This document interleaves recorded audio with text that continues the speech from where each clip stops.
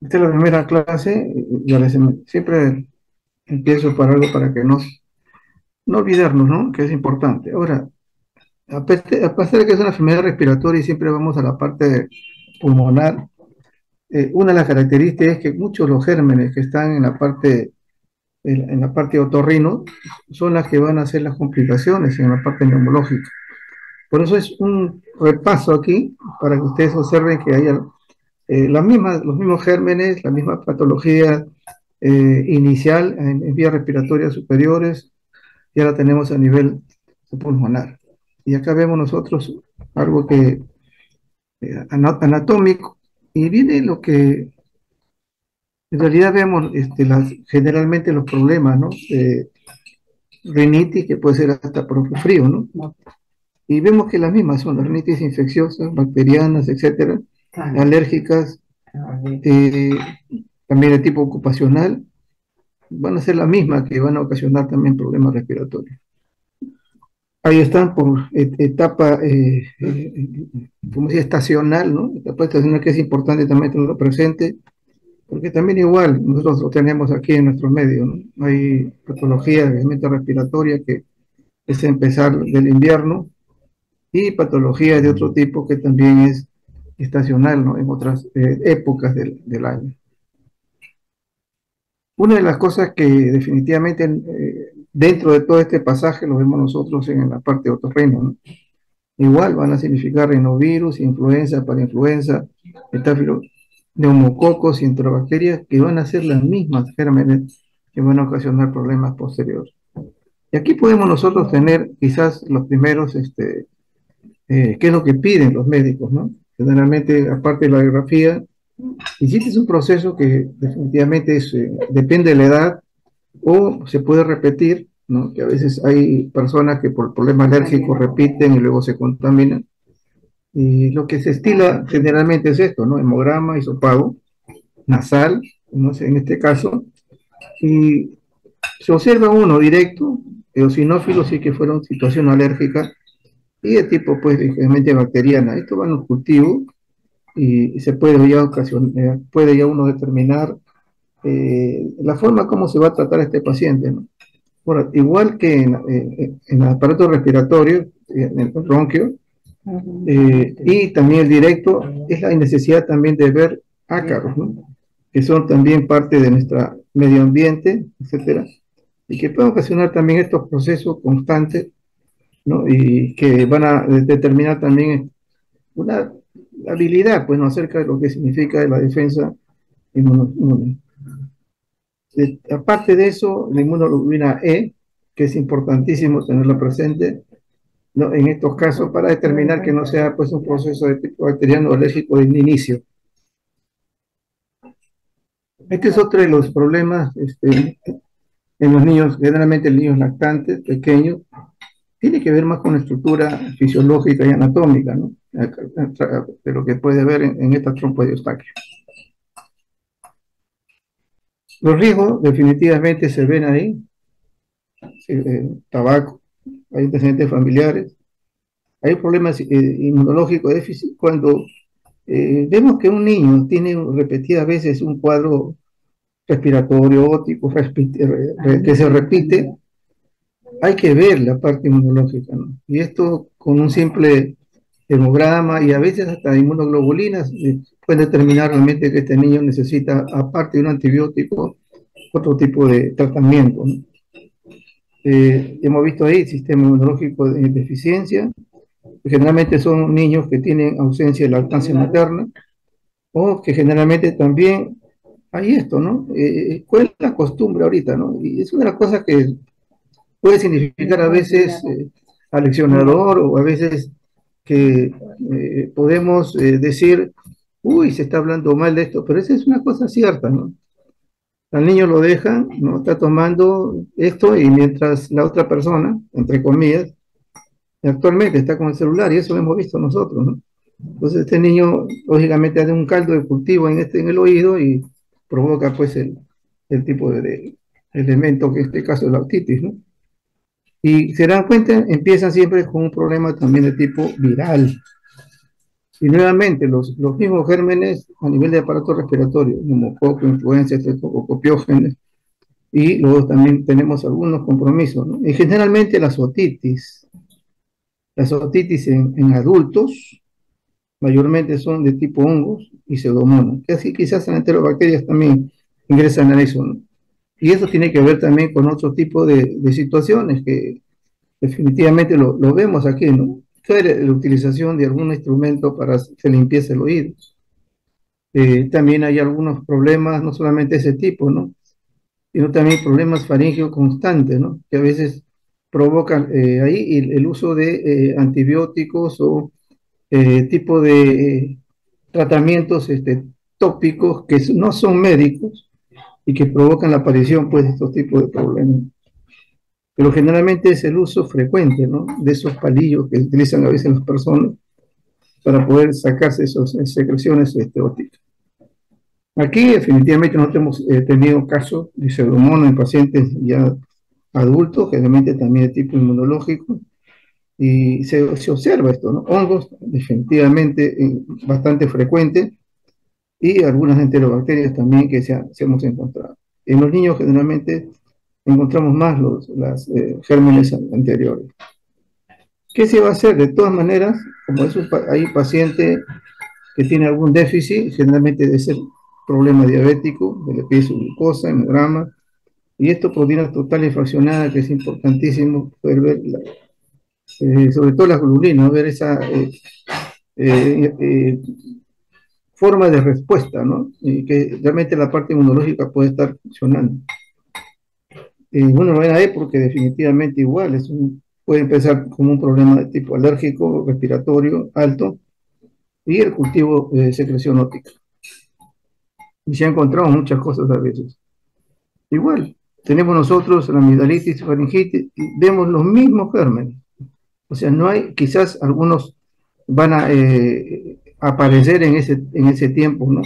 Como ustedes ven acá, inclusive hasta en estos casos, igual que en los problemas respiratorios altos, va a aparecer también el coronavirus, ¿no? Como parte de la rinitis o infecciones de tipo altas. Y acá vemos nosotros los mismos, ¿no?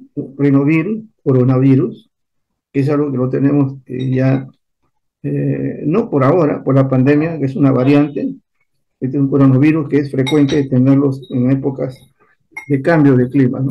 Adenovirus, influenzae, influenza, Coxsackie, Steinbach, que se agrega el virus en sistema respiratorio. A esto se agrega todos estos gérmenes que vemos ahí a un costado, ¿no? Y que vemos alguna patología, inclusive oral, Candida, mononucleosis, angina de Vincent, que normalmente son por problemas, mayormente la Candida mononucleosis, o sea, sobre todo las Cándidas, el problema con inmunodeficiencia, un paciente.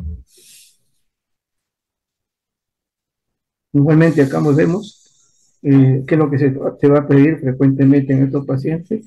Y vemos acá la ELISA, ¿no? Porque generalmente para observar que haya un problema y hay un antecedente, estos pacientes, cómo se inicia, porque no todos se inician frente con una amigdalitis tipo bacteriana, ¿no? Sino empiezan con un proceso ese respiratorio viral.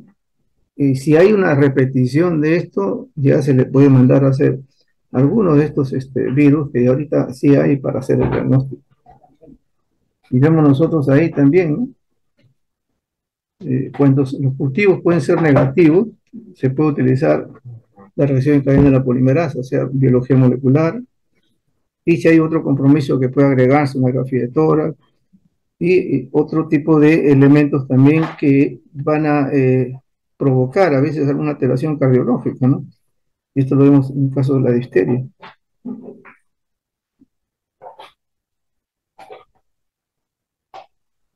Tenemos algunos gérmenes, nada más para verlo. Y pasamos al adenoide, ¿no? Es una de las cosas que realmente nos ha... nosotros hemos visto casos de adenoides hasta en niños con bastante edad, ¿no? O sea, generalmente esto decimos, pues, niños pequeños, de edad escolar, pero hemos visto a niños un poquito mayorcitos, ¿no? Con esto, y que el problema era siempre procesos respiratorios altos y como una nariz tapada que le llaman ellos, y cuando se hace el examen encuentran pues que la adenoides todavía persiste, ¿no? Pues esto definitivamente va a provocar también muchas situaciones de infección, etcétera, no rinitis, etcétera. Y también los cuadros respiratorios, en este caso amigdalares, también van a comprometer la adenoide. En esto igual, se va a tener que utilizar el hemograma, porque es una repetición, y en algunos casos, para proveer esto, también se va a hacer algunos cultivos o biología molecular para determinar si esto es un germen que se repite constantemente. Y como generalmente aquí también, igual que la amigdalitis, que generalmente hay un germen que es frecuentísimo en este tococo, se le va a hacer ASO. Y siempre las proteínas para evaluar el nivel de protección o inmune, ¿no? En este caso. De manera, podemos decir, de manera muy directa, ¿no? Porque si no, habría que manejar y hacer los inmunoglobulinas, que es prueba ya de electroforética.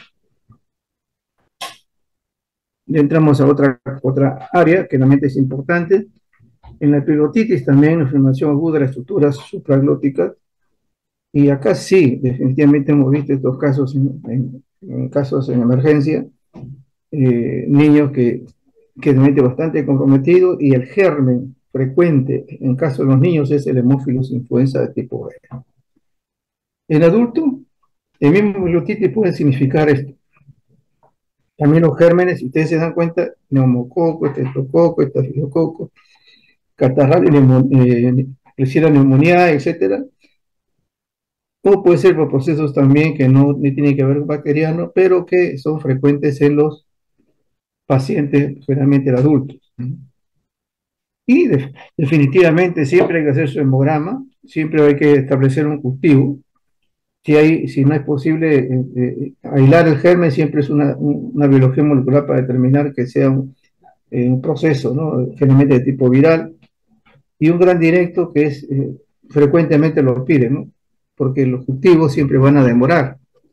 Entonces, un gran directo de esa zona, ya el médico, en este caso el pediatra, ya se orienta, la sospecha, frecuencia, la edad, temporal, etcétera. Y esto ya puede determinarse, poder manejarlo, ¿no? Porque la mortalidad, a pesar de todo, llega hasta un 7% en los niños, ¿no? No se trata de manera bastante inmediata, porque provoca ya no solamente problemas locales, sino dificultades respiratorias. El CROP o laringotraqueobronquitis también es igual, es una obstrucción subglótica laringe frecuentemente viral, ¿no es cierto? Y dentro de esto, que a nosotros nos interesa definitivamente, aparte de la clínica, también la temporada, que es para influenza 1, 2 o 3. En segundo lugar es el virus respiratorio sincitial, y luego la influenza B, adenovirus, rinovirus y coronavirus. Entonces vemos que prácticamente, si aquí en la poliotitis la mayor frecuencia de Haemophilus influenza tipo E, aquí en el CROP la mayor influencia de frecuencia es para influenza 1, 2 o 3. Igualmente se tiene que realizar estos elementos y determinar también porque este es un proceso que va a obstruir la vía, como está la situación del AGA, ¿no? Aparte de los cultivos de inmunoglobulina E. Pero vemos que son los mismos gérmenes. O sea, no es una cosa que uno puede decir, esto empezó ahí. Ahora, y esto es llevarlo siempre de la parte superior a la parte ya netamente pulmonar. Y referido a que algunas enfermedades de ahí en niños sí son bastante graves y que definitivamente va a dificultar la parte respiratoria. Por lo tanto, hay que considerar sobre todo esas dos últimas, ¿no? Que es importante conocerlas, ¿no? Y que tenerla presente. Ahora, ¿qué vemos nosotros en la bronquitis aguda? Que es otro de los problemas que nosotros también estamos apoyando en este caso, ¿no? Seguramente el diagnóstico por cultivo. Y ahí definitivamente hay algunas condiciones con respecto a las vías respiratorias que ustedes están viendo ahí, ¿no? Es una infección de la tráquea y bronquios, causan hiperemia, edema de las membranas mucosas y aumento de la secreción. Y ven ustedes, ¿después de qué? Rinovirus, coronavirus, adenovirus. neumococo, estafilococo aureus. Y pues también en este caso, por esa razón que no se puede descartar los problemas de tipo respiratorio alto, ¿no? Porque también agentes físicos, químicos, el polvo, alergenos, productos químicos, productos de limpieza y el humo de tabaco. Entonces, todo es un componente diverso, pero la mayoría de casos son los mismos gérmenes, ¿no? Que las vías respiratorias superiores. La duración debe ser menos de 3 semanas para decir que es aguda. Ahora, hay dos situaciones que sí se observan, ¿no? Una bronquitis aguda no complicada y otra complicada. Y si uno se da cuenta, cuando uno está con tos y están en el lapso de ¿cuánto tiempo tiene? 2, 3 semanas.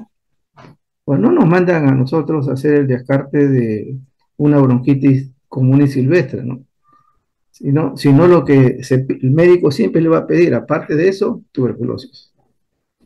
O sea, en la bronquitis, por la manifestación y la tos que hay frecuente, el médico siempre ve esos 3 semanas, para él la sospecha mayor es la tuberculosis. Pero no siempre, ¿no? Ahora, tenemos nosotros que de todas maneras, si ustedes se dan cuenta, es inmunocompetente. ¿Por qué? Porque no se puede estar repitiendo un cuadro constantemente, sino vigilar la parte inmunológica. Y a veces conozco, ¿no? Casos a veces de pacientes en los cuales se le hace todas unas pruebas, ¿no? Pruebas no solamente de proteínas, sino también para ver cómo está su hemoglobina, etcétera, etcétera, todas esas cosas, ¿no? Y a veces descubren que realmente hay una situación ahí no muy agradable en caso de los niños o adultos. Acá generalmente no hay fiebre en la primera, no hay comorbilidades y generalmente es adulto joven, ¿no? Puede ser adolescente, etcétera, también con otro proceso de tipo alérgico. Y ellos generalmente van a esto, ¿no? Solamente hemograma, cultivo y radiografía de tórax, para observar que no haya, ¿no?, un compromiso también a nivel respiratorio, ¿no?, a nivel pulmonar. Pero sí es complicada, que haya generalmente las comunidades estamos hablando de adultos mayores, etcétera, donde hay problemas no solamente respiratorios, cardíacos, etcétera, hay una deficiencia en muchos aspectos, ya se observa otras cosas, ¿no? Y acá definitivamente van a ser más cosas que se van a tomar porque, y siempre se va a tener que determinar que haya necesidad de hacer su glucosa, porque la inmunodeficiencia es una de las frecuencias que tenemos nosotros como epidemia y la diabetes. Entonces, esas son las cosas que también tienen que determinarlo, porque esta es una inmunodeficiencia. Productos tóxicos, si hay posibilidad de hacer eso, y ver que no ven otras causas, el médico ya determinará que hay que hacer algunas pruebas, ¿no?, de toxicología, por no mencionar nombres, y de todas maneras hay que hacer el AGA, ¿no? Porque ya estos procesos ya pasa como si fuera un proceso asmático. Cuando hablamos de tóxicos, recuerden que tiene que ver no solamente situaciones de drogas o medicamentos, sino también del medio ambiente, ¿no?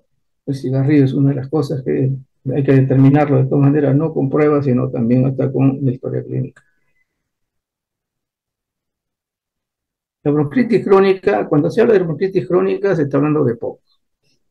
Hay una relación entre ambos, ¿no? Y definitivamente, y la conjunción con el enfisema, ¿no?, en este caso pulmonar, por esa razón que se juntan estas dos cosas, ¿no?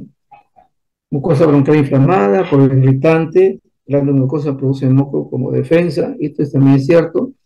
A veces los primeros esputos son para eliminar de carga en el tubo respiratorio, ¿no? Pero cuando ya la proliferación bacteriana es mucho mayor, ya esto ya no es más que defensa, sino con mayor complicación.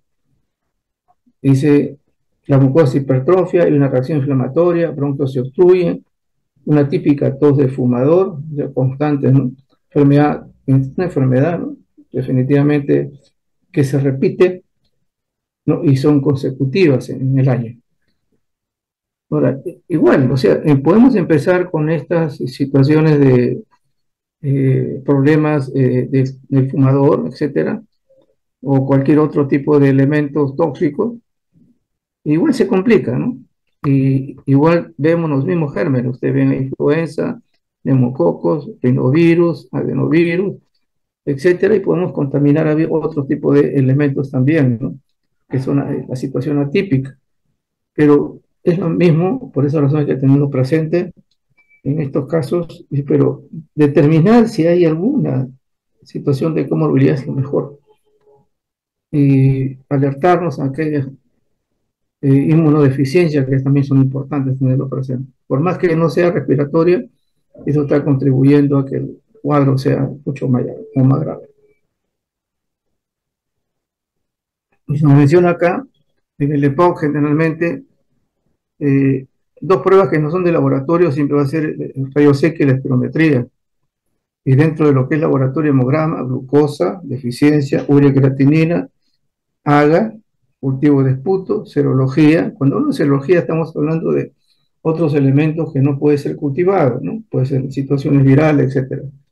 Inmunoglobulina E, la deficiencia también de alfa-1 antitricina, también provoca esta situación, y toxicología sería pues el producto, algún producto definitivamente contaminante, que también eso tiene que descubrirse a veces con la historia clínica o a otro laboratorio especial como el DIGESA, que sí puede endosar estos tipos de elementos que pueden provocar estas lesiones. Uno de los problemas definitivamente que hemos visto, y no nosotros, sino los pediatras, pero de ahí cogemos un poco el conocimiento de estas patologías, ¿no? Esta es una enfermedad que provoca una dificultad respiratoria, ¿no? Aguda, y generalmente la estructura más pequeña, ¿no? En este caso, ¿no? Son las vías respiratorias inferiores. Y la mayoría del caso, el pediatra ya sabe porque hay un diagnóstico clínico, sabe que hay una prima infección generalmente respiratoria, como hemos visto, cualquiera de estos gérmenes, pero acá es uno frecuente. Hay fiebre, rinoría y tos, como si fuera una gripe. Son niños menores de 2 años y se observan, ¿no?, crepitantes, sibilantes y ausencia de otra causa, ¿no?, que pueda provocarlo. Entonces, ya hay una situación. Entonces, si sumamos, hay factores de riesgo que hacen más grave, ¿no? Y esta es una de las cosas que también ven ellos, ¿no? Prematuridad, edad menor de 6 semanas, hay displasia pulmonar, o sea, hay una alteración tipo broncopulmonar, fibrosis quística, ya hemos visto en antes con esas deficiencias, ¿no?, enzimáticas, hay un problema cardíaco y hay inmunodeficiencia también, de multitud de tipos. Entonces, esto va a provocar pues que hay un compromiso, en este caso, con... ¿Y cuál es el germen frecuente que se ve? El virus sincitial respiratorio. Es el que mayormente se observa, ¿no?, en esta patología. O sea, es el 70%. El resto, nuevamente, para influenza, adenovirus, influenza y micoplasma, que es también otro de los, podemos decir, bacterias, ¿no?, que no se pueden cultivar si no se hacen también por biología molecular. Ahora, y hay dos tipos, ¿no?, que han visto, bueno, ya en la parte epidemiológica, en parte de la estructura del laboratorio también, que cuando es una epidemia que se ve cada año es un virus respiratorio de tipo A. Es una epidemia que tiene cada 2 años un virus respiratorio tipo B. Y ahí la presencia inflamatoria es vital, ¿no? Hay interleuquinas, hay factores de necrosis tumoral, etcétera, que son los que van a provocar necrosis, edema, extrusión de... Es un sinnúmero de cosas que hay, ¿no? Y ustedes ven ahí arriba, al costado, las características, ¿no?, que provocan una lesión por contacto, incubación de 2 a 4 días, etcétera. Y hay eliminación de estas secreciones con el virus, etcétera, pero acá lo que trata de cuidar el pediatra, o en este caso, ¿no es cierto?, los niños pequeños, es vigilar siempre la parte respiratoria, ¿no? Porque en el virus definitivamente no se puede hacer otra cosa, ¿no? Entonces, las pruebas las pruebas que utilizan, si es que se quiere hacer un diagnóstico inmediato, simplemente son inmunofluorescencia. Y esto es, como he puesto ahí, una toma de muestra de este tipo, generalmente está localizado en ese nivel, o se puede hacer también pruebas de ELISA, puede ser de cultivo viral, o la biología molecular, que es lo que frecuentemente se puede realizar de manera inmediata también, ¿no? Aunque no tan inmediata, porque como la IFA sí se puede realizar de manera más inmediata. Hemograma, el AGA, reacción en cadena, pues, podemos decir el PCR acá, ¿no es cierto? Como parte infecciosa, la procalcitonina también que nos revela la infección. De todas maneras, como hay otras patologías que se agregan, no solamente estamos hablando de la frecuencia, ¿no? Pero también hay otros, y hay un compromiso bacteriano también. El hemocultivo es importante para no determinar que no sea otra causa, ¿no? Un examen de orina, un urocultivo, radiografía de tórax. Hay que descartar de otras áreas porque en caso de los niños, sobre todo pequeños, las otras áreas también va a ser comprometida. Recuerden que a veces cuando nosotros decimos solamente va a estar, no, un virus es sistémico, no solamente localiza en ciertas zonas, entonces podemos encontrarlo y puede haber otras alteraciones también que están mostrándonos que hay unas comorbilidades del paciente.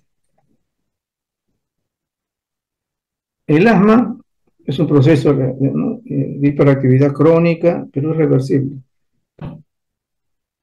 Hay condiciones, predisposición definitivamente múltiples en caso del asma. Ahora, nosotros qué nos interesa la parte de ver laboratorio? Acá sí es múltiple, ¿no? Nosotros hemos visto pacientes con asma en el cual se les pide un sinnúmero de elementos, ¿no?, para determinar cuál es el que está haciendo el proceso alergizante y que les hace un compromiso, pero al comienzo igual, ¿no? Es el hemograma, donde vamos a observar leucocitosis con eosinofilia, que frecuentemente se observa, y ver la situación, cómo está manejando de manera inmunológica, ¿no? La glucosa, calcio, perfil hepático, hay que hacer urea creatinina, tenemos que ver que no haya otro tipo de situación ahí. Complemento, donde se va a ver también si hay una respuesta aquí, ¿no? Definitivamente, eosinofilia en esputo, si lo que se hace, de lo que él puede, pues bueno, escupir, se puede decir, o si no, se toma una muestra también nasal o conjuntival, ¿no? Secreción conjuntival y se observa con coloración de Wright, y esta coloración de Wright nos vemos ahí los eosinófilos. Entonces, es más alérgico, o el compromiso también eh, de ácaros u otro elemento que definitivamente está provocando toda esta respuesta, ¿no? A veces un reactante, a veces refractaria. Hemos visto pacientes ahí que nos piden a veces una y otra vez, pacientes que no, el tratamiento no lo superan. Algunos trágicamente y otros pasan a veces 1 o 2 meses dentro del hospital hasta que pueden superar estos cuadros, ¿no?, asmáticos.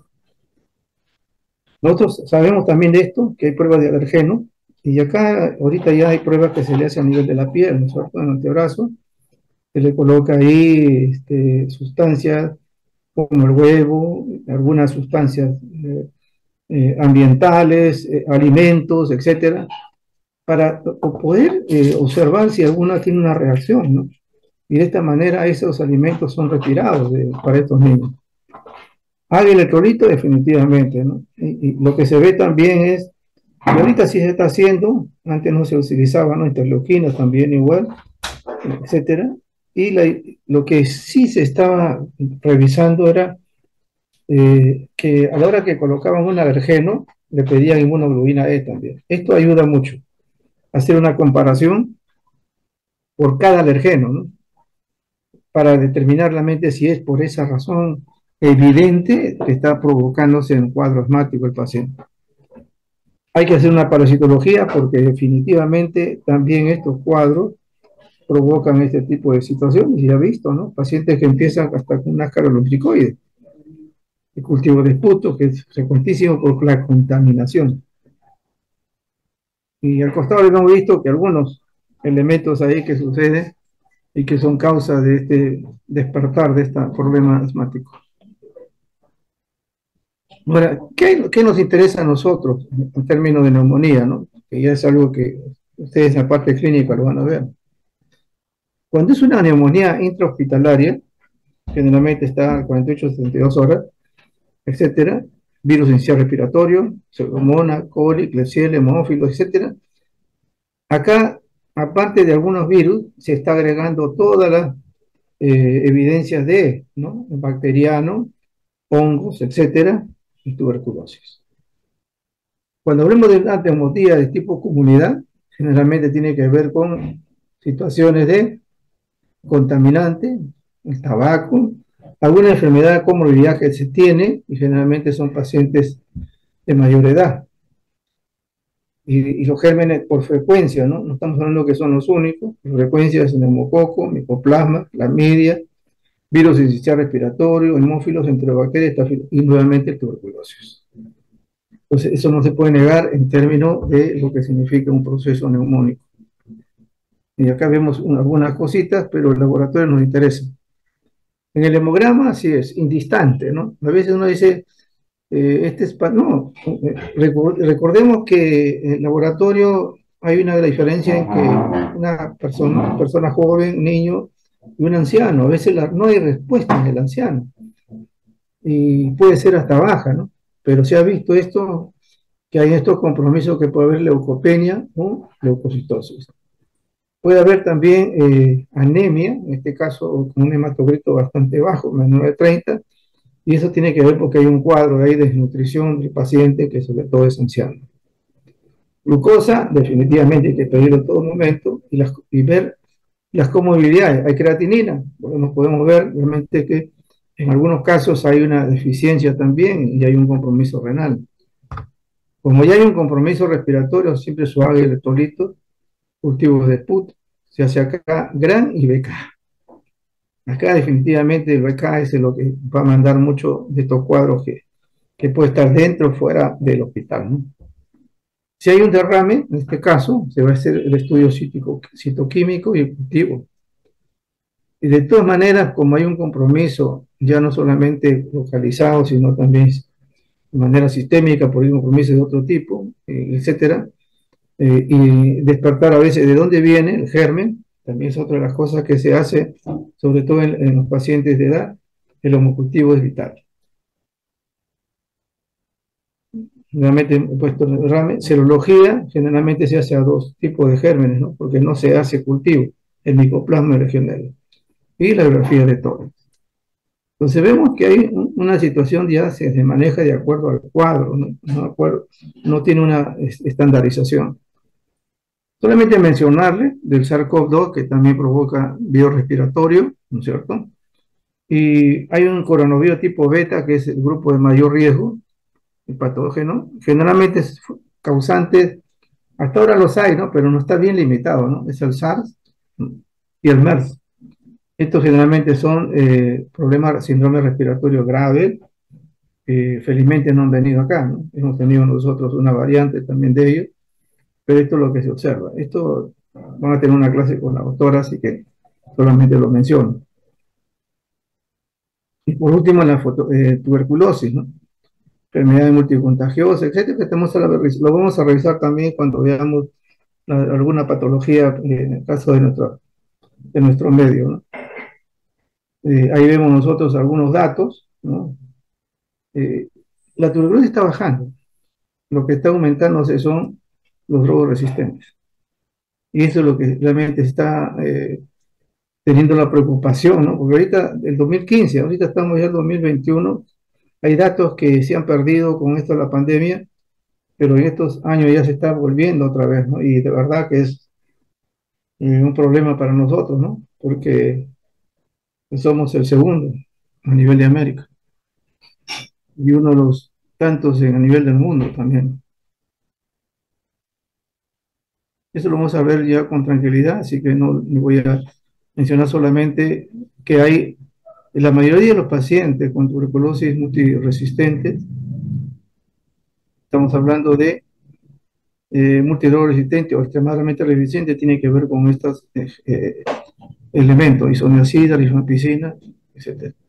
Actualmente ya para hacer el diagnóstico este problema tuberculoso ya se cuenta con biología molecular prácticamente en cada hospital, ¿no? Y se puede hacer resistencia también ante tuberculostático, ¿no? Entonces, esto se puede tener de un día para otro, ya no esperar para saber si realmente esto es positivo o no. No hay que esperar 45 o 60 días con un cultivo y otros más con resistencia. Acá ya definitivamente 24 a 48 horas ya tienen el diagnóstico como también la resistencia en estos casos, ¿no? Sobre todo la tuberculosis, que ya es una situación que se está manejando antes de la pandemia. Y de verdad que hemos visto muchos de estos casos, ¿no? En este tema. Y solamente mostrarle, ¿no? ¿Qué cosa se tiene que utilizar, ¿no? Hemograma, velocidad, beca en esputo, el PPD, cultivo de esputo, biología molecular, que es lo que se está haciendo actualmente, cultivo de derrame pleural, el test de ADA, beca en orina. Y una de las cosas que me llama la atención es que antes de la pandemia estábamos viendo ya varios casos con beca en orina, ¿no? Que antes definitivamente, por lo menos en mi hospital, no se veía tan frecuente, ¿no? Y para mí ya me comenzó a preocupar. El problema es que apareció la pandemia y ya no se pudo, ¿no? Por lo menos en este caso, puede revisar estos pacientes. Pero habíamos visto ya varios casos, ¿no? Durante el mes. Ya para mí era una situación de preocupación. Beca en ligoceforraquidio, porque también no solamente es pulmonar, ¿no? La tuberculosis, extrapulmonar, hay que hacer una radiografía de tórax, y siempre los complementarios hay que hacer. Una de las cosas que sí podría decirle después de tantos años en esto es, cuando vean un cuadro que se repite, hagan un bazar. O sea, no se agreguen solamente a las cosas específicas, ¿no? No, este respiratorio que hace pelo, no, hagan un basal. Basal significa hemograma, glucosa, urea, creatinina, examen de orina, lo basal. Eso va a ayudar mucho a ver que de repente hay otras situaciones que no estamos pensando y que pueden ser coadyuvantes de estas patologías frecuentes. Algunos están agregando este problema, todo lo que son marcadores hepáticos, ¿no? Porque lógico, dentro de eso están las proteínas y globulinas. Entonces, esto de acá es importantísimo, aunque no pensar de que sea ahora como pensábamos antes, no, muy caro, ¿no? Mucho costo el paciente. Yo pienso que el costo no significa plata, sino el costo significa que su vida sea mejor y que la salud pueda recuperar prontamente, ¿no? Esa era la idea que por lo menos todos estos años hemos visto, ¿no? Y solamente mencionarle esto, y ahí con esto vamos a hacer la otra parte. El cigarrillo no solamente produce cáncer, no solamente al respiratorio, ¿no? Y ahí vemos nosotros. Está relacionado a muchos problemas orgánicos. ¿Ok? Entonces, ese es el peligro que se puede tener. Esto definitivamente no vamos a conversarlo, nada más que solamente mostrarlo. Es una causa también de los problemas bronquiales repetidos, el EPOC, etcétera, el asma. Entonces, hay que evitarlo definitivamente. Debería ser evitado totalmente, ¿no? Porque esto provoca un daño no solamente a la persona, sino todo alrededor. Ok,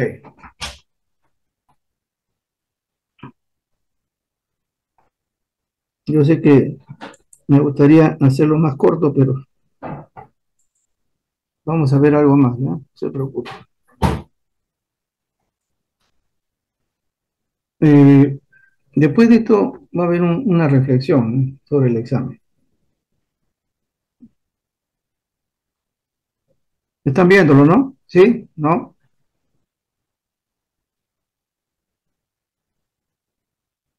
Sí, doctor.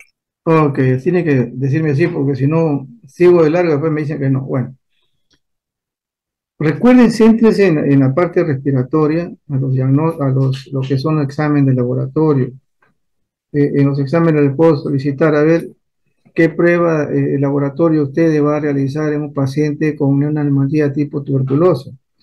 Entonces, usted tiene que agregar todas las posibilidades en ese caso, ¿no? Hasta un derrame pleural. Entonces, no se pueden agregar solamente dos o tres cosas, ¿no? Entonces, lo que otra parte de la parte clínica, que ustedes deben de conocerla mejor que yo, eso está bien, hay que conocerlo para determinar qué tipo de paciente.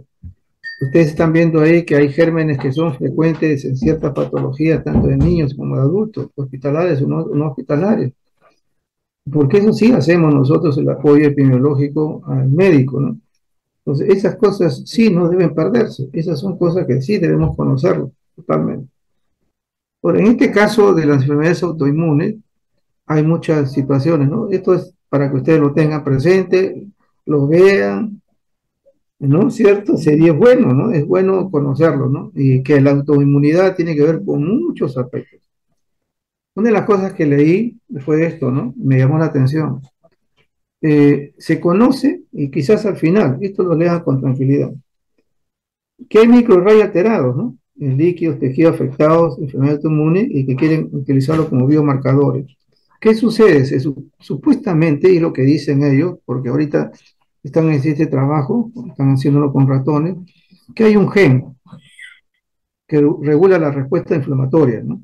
Está en necrosis tumoral, contra patógeno, interferón, digo, ¿no? Bueno, eh, y enfermedades autoinmunes. ¿Qué cosa es lo que ellos veían, ¿no? Ellos veían de que eh, parte de la estructura las mitocondrias, el ARN salía. Entonces, los elementos de inmunológico lo ven, y como algunos estaban mutados, ¿no? Lo ven como si fuera extraño y comienzan a destruirlo. A mí me hizo pensar esto con el ARN que nos han puesto con las vacunas, ¿no? Ese ARN ya está metido dentro de la célula. Recuerden que el ARN, igual que cualquier tipo de molécula proteica, tiene siempre un ritmo ¿cómo digo?, de mutar, ¿no? Ojalá no mute acá en 50 años, ¿no? Porque definitivamente es como si tuviéramos nosotros la enfermedad dentro, aunque entre comillas, podemos decir que nos está defendiendo.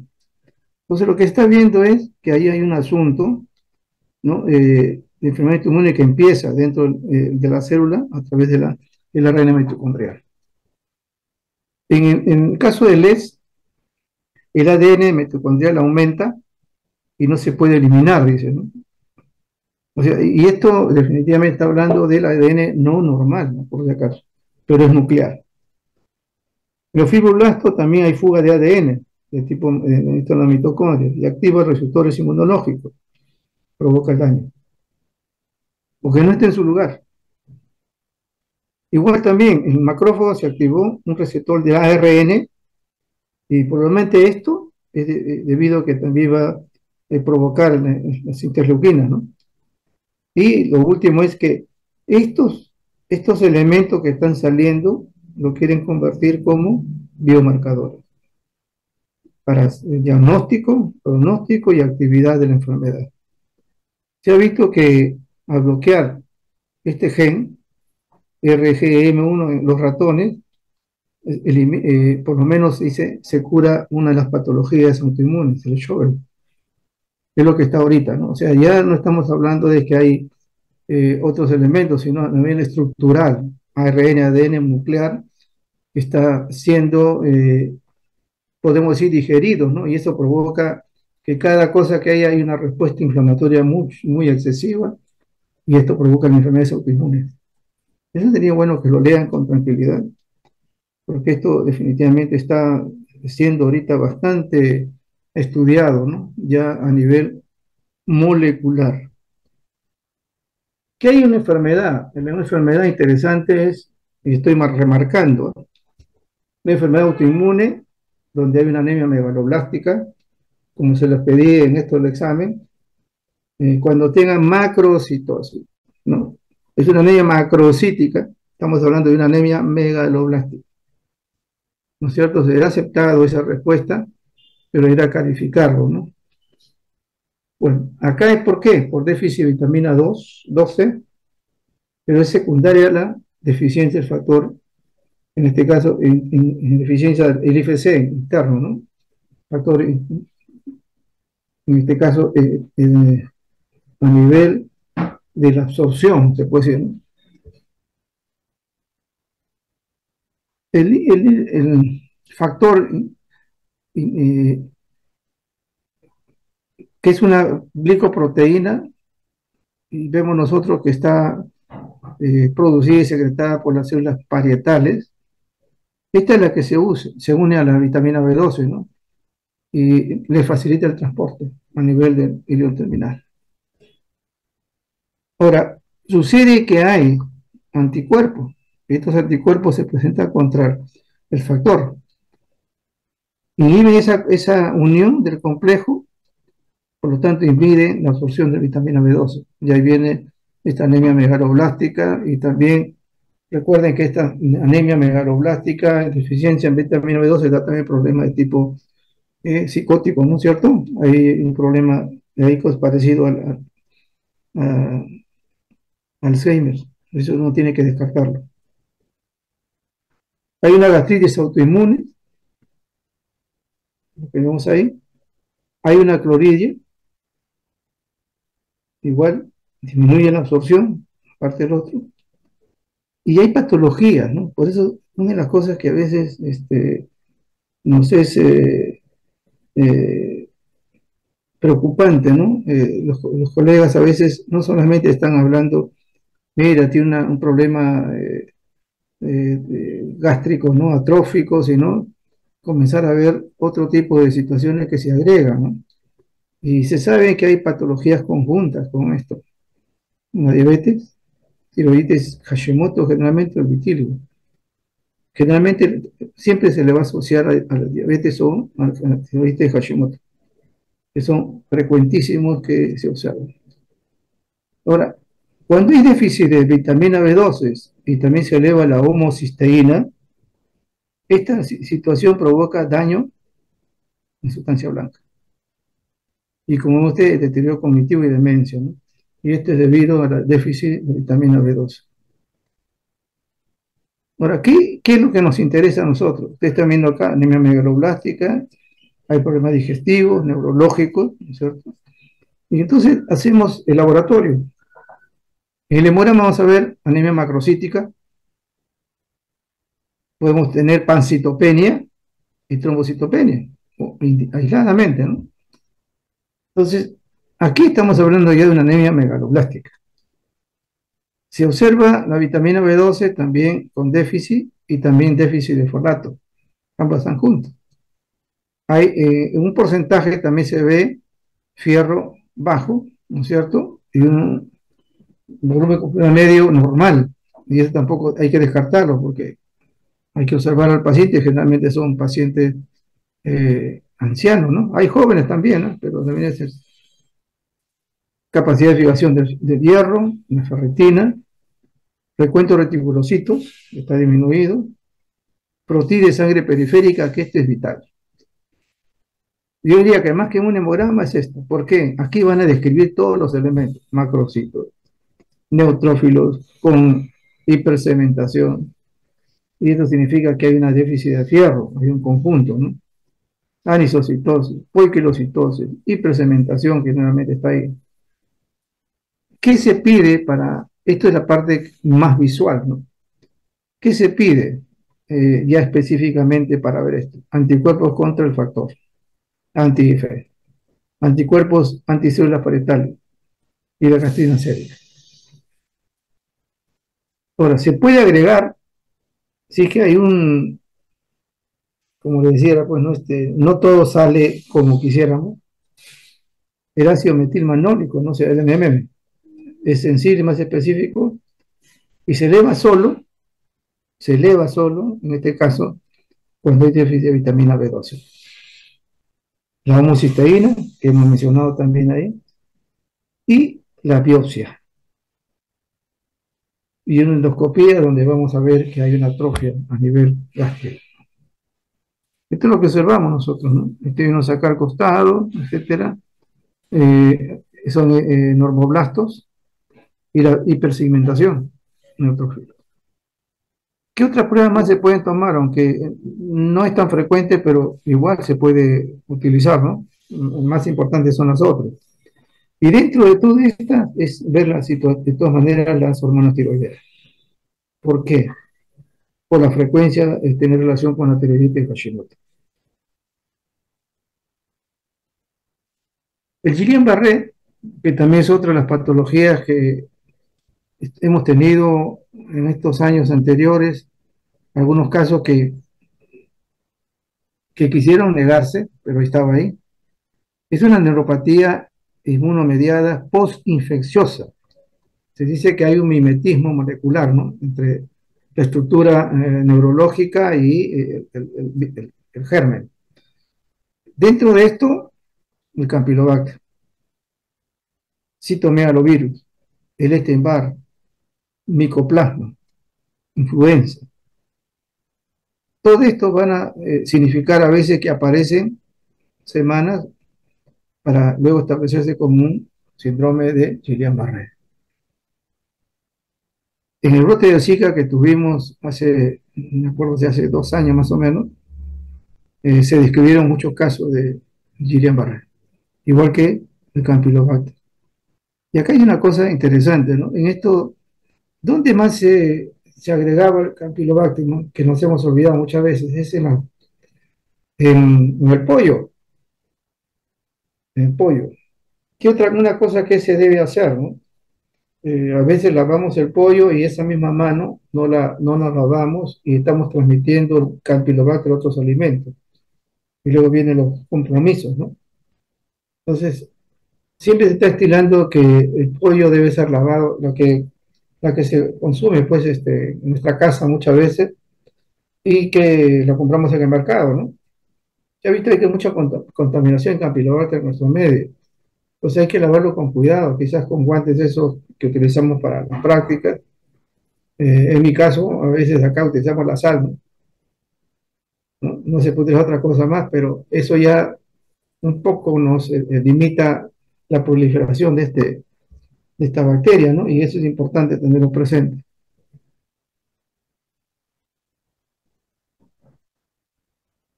¿Qué se debe hacer? Generalmente en este caso de la patología, no del germen, que podemos hacerlo, ¿no? O sea, que para poder hacer un epidemiológicamente de dónde viene, podríamos hacer un cultivo, pues, de estas piel, ¿no? Piel de las aves, hacer un frotis de eso, inclusive observarlo en un gran. Entonces sería interesante, ¿no? Y ojalá se pueda realizar esto a nivel práctico, ¿no?, con todos ustedes. En el líquido cefalorraquídeo va a haber la disociación albumino-citológica, o sea, va a haber más proteínas y menos citología. Es como decir, ¿no? En lugar de tener 50, 100 leucocitos, tengo más que 4. Pero las proteínas que son, podemos decir un término, ¿no?, 10, ahora tengo 100. Hay una discordancia, porque si la proteína es tan elevada es porque hay una reacción inflamatoria, sin embargo no sucede. A eso se llama disociación. 2 semanas después, el inicio de los síntomas. Un hemograma puede mover nosotros leucocitosis y el AGA, porque hay un compromiso, recuerden que en Guillain-Barré hay un compromiso muscular que puede provocar también un problema respiratorio. El AGA es normal. No hay un compromiso interno, sino a nivel externo, ¿no? Y de todas maneras hay que investigar el HIV, el botulismo, miastemia o cualquier miopatía de tipo tóxico.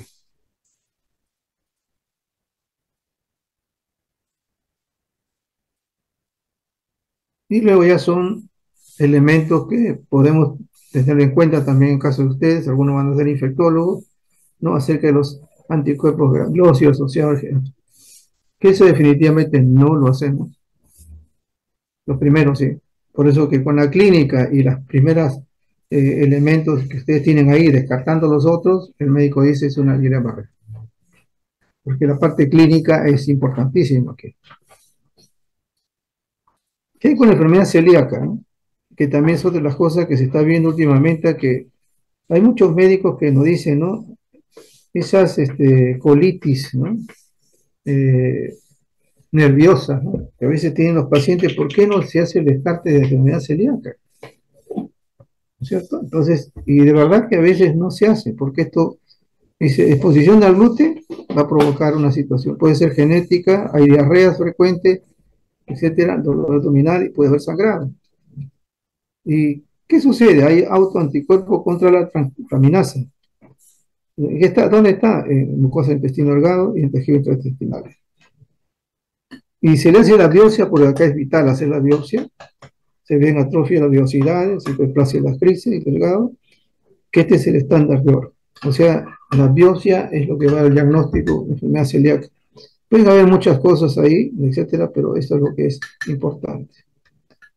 Entonces, ¿qué se hace, no? La biopsia, por eso le estoy diciendo, ¿no? En este caso, ¿no? De las velocidades, para eso.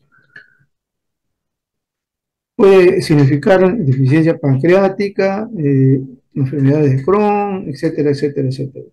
Pero ¿cuáles no son ya los elementos de diagnóstico a nivel de laboratorio? Ahorita uno se está hablando mucho acerca de uno de ellos, ¿no? El anticuerpo transglutaminasa tisular, utilizando la hemoglobina A, ¿no es cierto? Que son a nivel digestivo, enzima, etcétera. Esto es lo que vamos a ver. La gliadina y anticuerpos anti-endomicio, o lema. Estos dos de ahí miden el daño tisular. ¿Ok? También podemos hacer anti-gliadina, antireticulina, etcétera, etcétera, podemos hacerlo.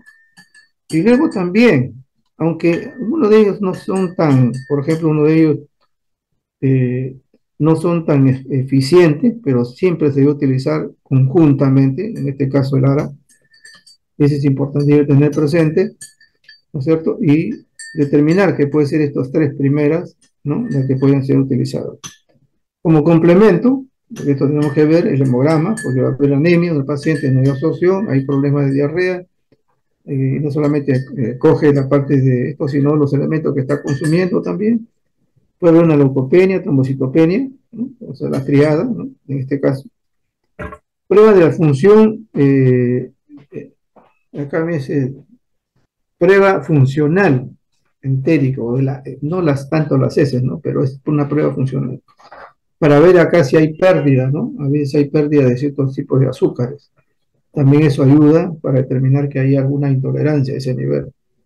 Perfil hepático, de todas maneras, inmunoglobulina A, porque acá estamos utilizando inmunoglobulina A, hay que evitar que sea un déficit, pues, ¿no? Con inmunoglobulina A, hay que ver un examen de orina, la genética, etcétera. Pero principalmente lo que se hace es prueba funcional en heces, el hemograma, el perfil hepático y inmunoglobulina A.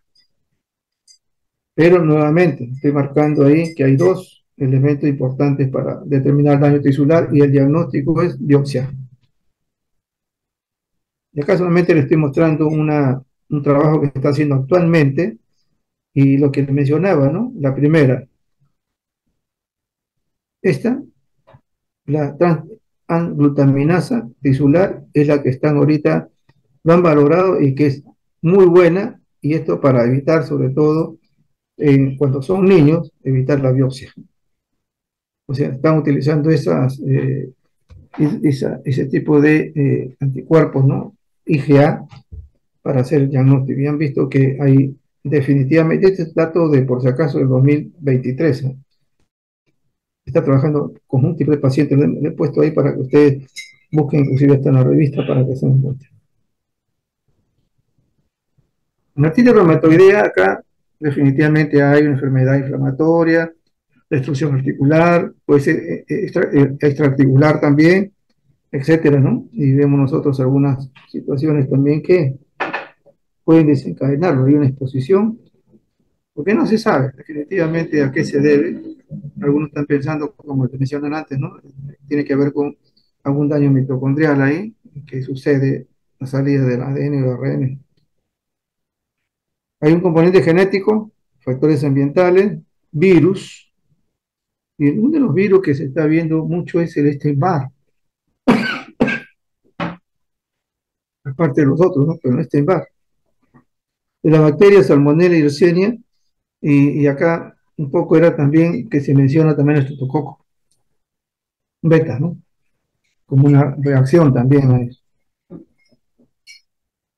Y definitivamente hay otro signo complejo dirigido a la hemoglobina G y a la M, a la A, D y a la M.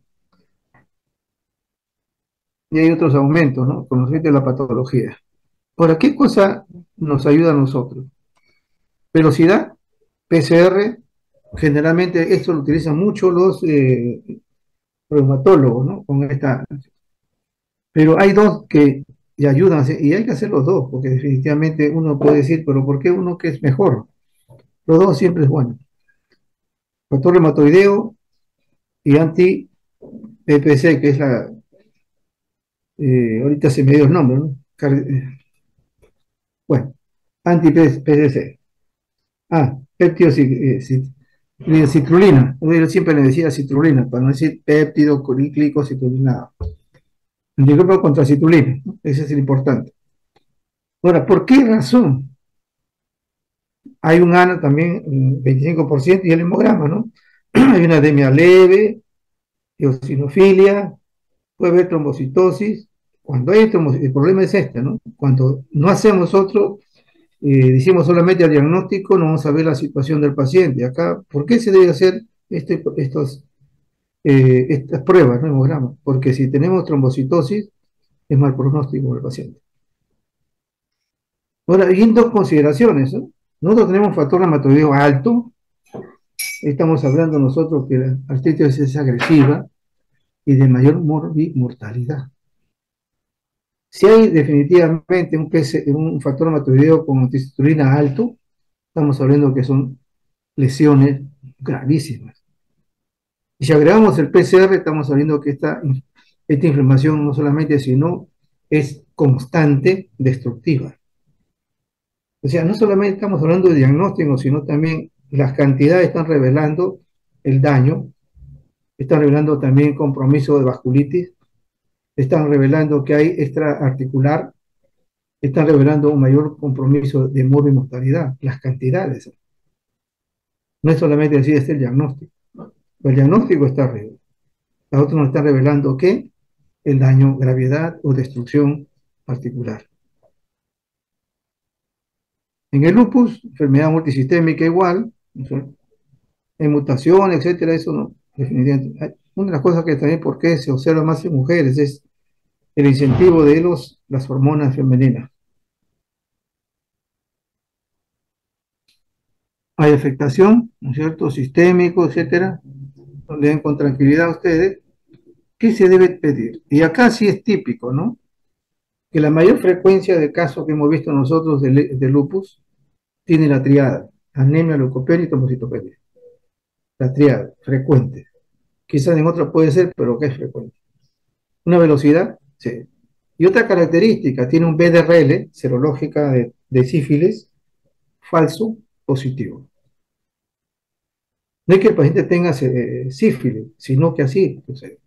Porque hay un componente de cardiolipina ahí, por lo tanto, eso va a fijarse porque también hay un compromiso de fosfolípidos en esta patología, ¿no? Entonces, BRL falso positivo. PCR va a estar elevado, definitivamente, y cuando está elevado, puede significar también compromiso que va a haber mayor problema articular. Por eso digo, no solamente el diagnóstico, sino también el estado funcional del paciente. El examen de orina hay que hacerlo porque encontrar proteinuria estamos hablando que hay una lesión renal. Urea creatinina hepática porque va a haber la pérdida de proteína, va a haber hipoalbuminemia. También pedir también como placa hepática y vamos a ver que hay aumento del colesterol. Pruebas de coagulación con esta prolongada, porque muchas de estas cargas son fosfolipídicos. Lo vamos a ver después, ¿no? O sea, hay también compromiso de este nivel. Crioglobulinas, la presencia va a precedir ya en la sintomatología del LES, la clínica del LES. Hay un CUMS directo porque va a haber también problemas de tipos anemia hemolética, fierro y ferritina elevada. Dentro de las pruebas específicas, dos son de ellas. el anti-DNA y el SM. Estas dos pruebas son prácticamente, como diría, el 90 y tanto por ciento de diagnóstico del paciente con lupus. El resto se puede agregar porque van a significar algunas situaciones también específicas. El anti-DNA y SMA son vitales dentro de lo que significa el ANA. Una extra son el lupus neonatal. Y generalmente en este lupus neonatal tiene que haber dos pruebas, ¿no? El anti-RO y el anti-LA. Son estas dos pruebas que determinan luego de la sintomatología del paciente que tenga, y estas son, nos van a dar el diagnóstico de lupus neonatal. Para que lo vean, estamos terminando. Síndrome de Sjögren, trastorno, y la característica. Esto lo hicimos en práctica y siempre les digo a los chicos, ¿no? Lo que dejo en la mesa, examínenlo. Eso significa que no examinen el celular, porque a veces hay que, ¿no?, jalar las orejas también, que no estén con el celular. Pero ahí en las mesas siempre se deja las cosas que van a utilizar, y eso significa la cuestión médica, pues, ¿no? Yo tengo que revisar a la paciente, no solamente decir, ah, tiene un lunarcito aquí, no es así. O sea, por eso le digo, revisen las mesas. En la mesa estamos dejando todas las pruebas para que se haga el diagnóstico. Y una de las cosas, no voy a decir cuál porque las voy a repetir, la dejé en la mesa. Y ese era el diagnóstico. Y no lo veía. ¿Se dan cuenta? O sea, ¿por qué? Teníamos que incentivarnos a ser muy observadores de toda la estructura, en este caso podemos decir estructura del paciente, y eso nos va a ayudar a nosotros a hacer el diagnóstico. Pues si no conocemos eso, definitivamente lo que vamos a encontrar ahí no vamos a saber por qué. Si yo dejo una cajita ahí de antibióticos, nada más, ¿qué le puedo decir? No le voy a decir nada. Entonces, ¿de qué estamos revisando? Un problema hemolítico. Entonces ya, bien, ¿cuál es la causa? Y la causa está justamente en ese medicamento. ¿Se dan cuenta? O sea, eso hay que relacionarlo. Relacione lo que hay, relacione la clínica, relacione la observación, relacione lo que están en medio, ¿no? Y eso ayuda a nosotros a tener un mejor diagnóstico, no solamente la parte clínica, ¿no? Ahora, en síndrome de Sjögren, ¿cuál es lo importante, no? Un trastorno autoinmune sistémico presenta con frecuencia síntomas secos, sequedad, ojos, boca, inclusive a los animales, no solamente hasta vaginal, ¿no? Por si acaso también se observa esa sequedad vaginal, por eso que también molestes ahí. Hay afectación extraglandular, hay secundarias también, su provisión con otros, en este caso, por eso le mencionaba tanto lo que sale ahí, algunas coagulación, etcétera, semejan mucho al lupus. Generalmente es muy relacionado al lupus más que al artritis reumatoidea. La etiología es conocida, pero miren ustedes, en antes mencionamos el Epstein-Barr. Como estamos viendo, ¿no? Hay una relación también, no solamente que en la etiología, sino también de tipo viral. Pues interesante, ¿no? Tenerlo presente también en esto. Ahí está la figura, algunas patologías que lo van a ver con tranquilidad ustedes, no solamente, y diagnóstico. Aquí, definitivamente, como una observación, hay que hacer la historia clínica, ver si hay alguna artropatía simétrica, erosiva, etcétera, ya estamos descartando. Afectación aquí. Saliva, una cialografía, gammagrafía, sequedad ocular, la prueba de Schirmer, ¿no? Schirmer, este es de rosa de bengala.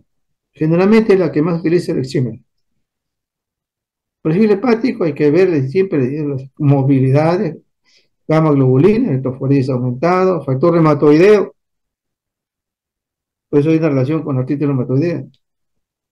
Se cae elementos discretos, ¿no? De manera discreta, muscular. ANA positivo, en el 80%. Lupus, no, si no ven ahí que hay alguna situación seca, estamos pensando en lupus. Pero hay una relación, sí, una relación. Y hay dos pruebas que se utilizan igual, ¿no? Como en el caso de neonato, anti-RO y anti-LAS. Ya tenemos nosotros la clínica, factor reumatoideo y el ANA. Y miren cómo se asemeja, ¿no? En el hemograma puede haber leucopenia, anemia, y si es de carácter hemolítica, se va a relacionar siempre con dos patologías, ¿no? Artritis reumatoideo y OLES. Velocidad sí, elevada y PCR normal. Miren, velocidad elevada y PCR normal. Porque hay elevación de qué? De flujo tumoral, ¿no es cierto?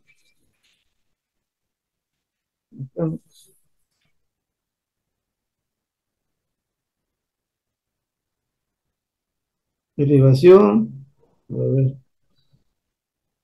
vamos a poner acá, me parece que acá ha habido un error. Vamos a poner acá IFM, ¿no? Una síntoma tipo 1 que lo inhibe. Y aquí, por ejemplo, es con lo que vemos, esto por ejemplo, crioglobulina lo vemos en el ES. Y ahí, o hipocrometemia, estamos hablando. Por eso digo, muy relacionado está, ¿no? De factor necrosis tumorales eso. En la crioglobulina, que frecuentemente la vemos en el ES con frecuencia, nos está relatando en este caso, en estos pacientes, vasculitis y también que proceso de aparición de un linfoma o hay una relación con el hepatitis C. Hemos visto ahorita que era el Epstein-Barr. También la hepatitis C está relacionado. Da mucho cuadro porque la hepatitis C está relacionado también con la parte inmune hepática, ¿no? Entonces, no se puede descartar esta situación también con estas patologías. Y vamos a terminar. Enfermedad múltiple, etcétera. Lesiones inflamatorias a nivel de las placas, sustancia blanca, etcétera, cerebral, desmielización, etcétera, ¿no? ¿Qué nos interesa a nosotros? Y ustedes ven con toda la tranquilidad y síntomas, tenemos que ver con esto. El líquido cefalorraquídeo en esclerosis puede ser normal o puede haber leucocitos aumentados, mayormente de tipo linfocitos. No son muchos, pero hay presencia. O sea, más de 5 estamos hablando de patológico. Y acá no hay que determinar que sea tuberculosis, ¿no? Porque generalmente cuando hay linfocitos decimos tuberculosis. Hay hiperproteinorragia, también hay, pero no mucha. Estas son dos características. Luego hay un aumento de la consciente albúmina del líquido cefalorraquídeo sobre albúmina en suero. O sea, hay un aumento de ese cociente, ¿no? Y hay la presencia también de la cantidad de inmunoglobulina. Todo eso nos está diciendo que hay una síntesis intratecal, no es externa, se está produciendo. Se hace, y este sí es el diagnóstico, ¿no? Se hace el examen de líquido cefalorraquídeo, el sistema se encuentra cuántas oligocanales de IgG en el líquido cefalorraquídeo, mayor que en el suero. O sea, hacemos esto y encontramos estas bandas, estamos diciendo este es un esclerosis múltiple. Estamos hablando de laboratorio, estamos hablando de la sintomatología, que hay que hacer electroencefalograma, hay que hacer esto, TAC, no estoy hablando de eso. Estamos hablando exclusivamente de también hay anticuerpos anticardiolipina, si se dan cuenta, cardiolipina, lupus, etcétera. Antifosfolipídico, el síndrome antifosfolipídico, anti-RO y anti-ADN-SS, RO y anti-ADN también igual. Porque son enfermedades autoinmunes, no podemos decir nosotros que es solamente se va a dar en ellos nomás, ¿no?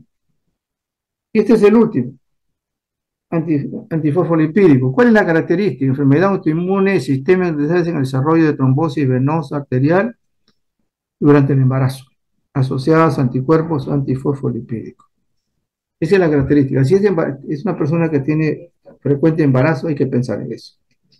Y hay problemas también de trombosis. Son dos cosas importantes. ¿Qué es lo que va a ayudar a hacer el diagnóstico en estos pacientes?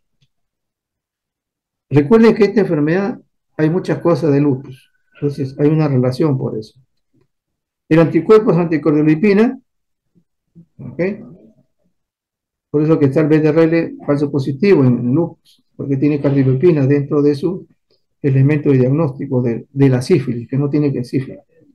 Anticuerpo antibeta 2 glicoproteína y la anticoagulante lúpica. Estas tres hacen el diagnóstico de esta patología. Aparte de, hay que hacerle pues pruebas de, y esto lo vamos a ver acá, ¿no? Esto solamente estoy mostrándole, es algo engorroso. No sé si por acá lo he visto. Ah, ya, acá lo último.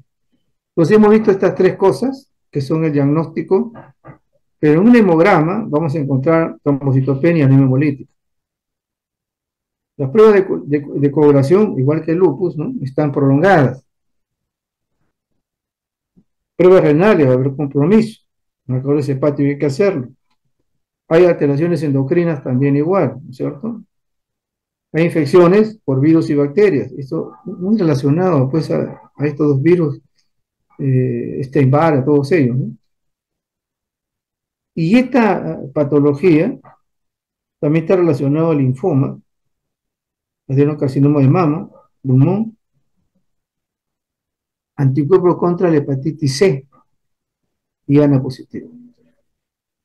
Lo mismo que todos son autoinmunes, pero a nosotros nos interesa que en este caso vamos a encontrar principalmente estos tres elementos de laboratorio, un hemograma y pruebas de copulación.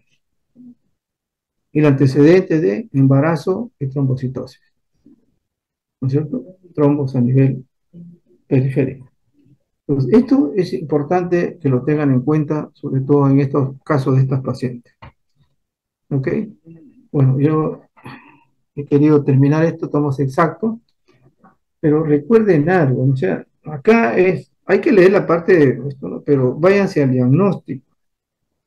¿Sí? En el examen ha habido bastantes errores, ¿no? Y es subsanable.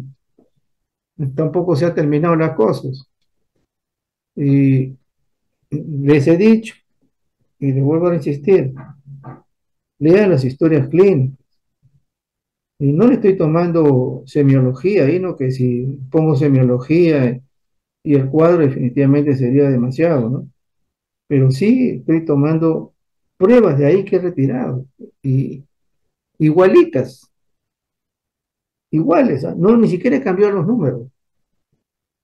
Y eso indica, pues, falta de estudio, falta de dedicación.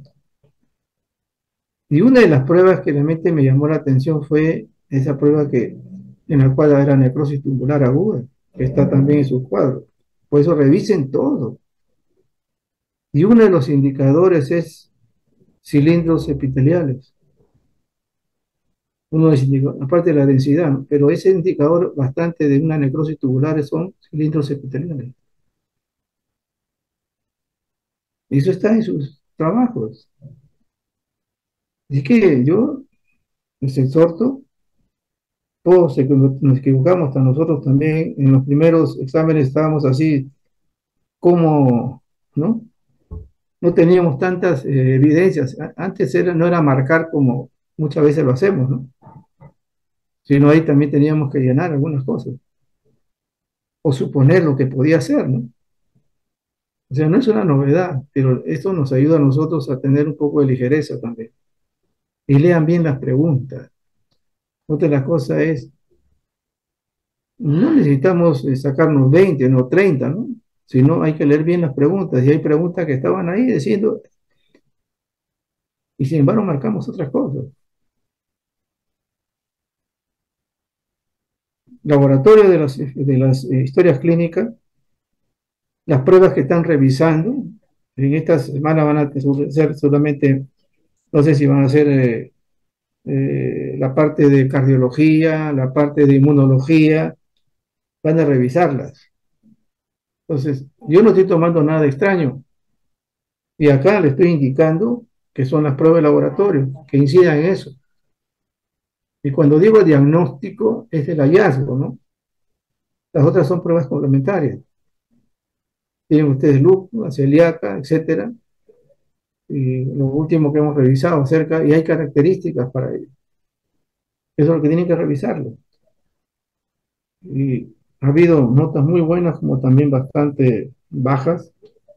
Así que les incentivo, ¿no? Que ustedes puedan estudiar. Yo le voy a recomendar también a sus docentes que puedan repasar ahí cada prueba, o sea, inclusive hasta hacer un ejemplo de cada presentación que tienen ustedes, ¿no? Incidir en algo de ahí, ¡pac! Porque eso es lo bueno. Y en las prácticas hay cosas que se ha tomado, ¿no es cierto? Y una de las preguntas fue el aspecto. Y de verdad que mencionaba que ahí eh, todo lo que significa, ¿no? Célula, germen, todo.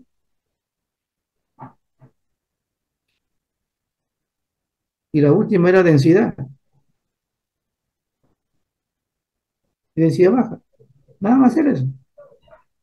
Postenuria o densidad baja. No había otra cosa, porque estamos señalando cosas ahí.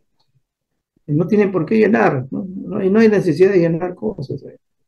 Solamente demostrar eso, sí, pues. Y eso está en lo que hemos revisado. Están en las clases de teoría. Entonces, por eso estamos empezando ahora este nuevo módulo 2 y le estoy indicando acá, revise el laboratorio, ¿ok? Revise el laboratorio. Y en las prácticas estamos empezando a hacer otro tipo de cosas. Vamos a hacer eh, la parte inmunológica.